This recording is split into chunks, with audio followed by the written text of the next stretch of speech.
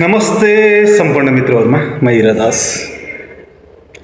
तपाईहरूले यो देखाएको भिडियो हेर्नुहोस्।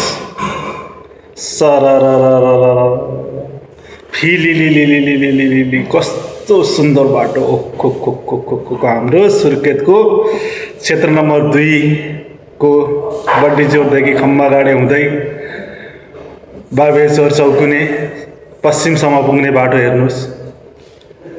सानो वर्षा मात्रै हुनु पर्यो, बाटोको अवस्था हेर्नुहोस्। थोरै हावा मात्र लाग्नु पर्यो, पुरा अन्धकार। कस्तो विडम्बना। सरकार के हेरेर बस्नु भयो? फेरि कर्णालीको सुर्खेतको क्षेत्र नम्बर 2 का जनताले यसै गरी जीवन गुजार्नु पर्ने हो?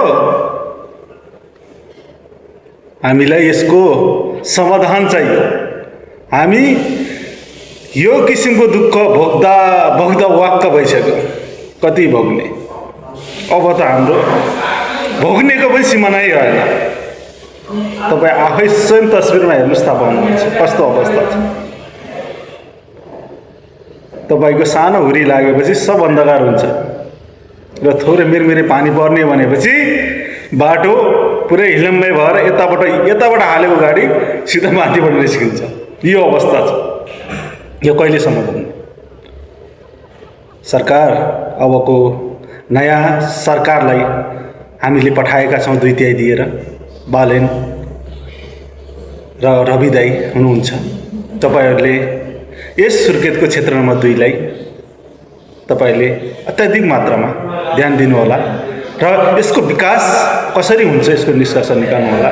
अबका दिनमा क्षेत्र नम्बर 2 का जनताले यो किसिमको शास्ति भोग्न नपरोस्। यदि तपाईहरूले पनि यही गर्नुभयो भनेपछि हामी अब छोड्ने हालत छैन। हामी सडक, संसद सबै अवरुद्ध गर्नेछौँ र आन्दोलनमा जानेछौँ। यो चेतावनी हो। त्यसैले विकास गर्नका लागि तपाईहरू संसदमा होइन, जनताको घर दैलो दैलोमा आउनुहोस्। के समस्या छ त्यसलाई समाधान गर्नुहोस्। धेरै समय संसदमा बस्ने होइन, सडकमा आउनुहोस्, सडकको समस्या लिनुहोस्, यसलाई कसरी समाधान गर्न सकिन्छ भनेर लाग्नुहोस्।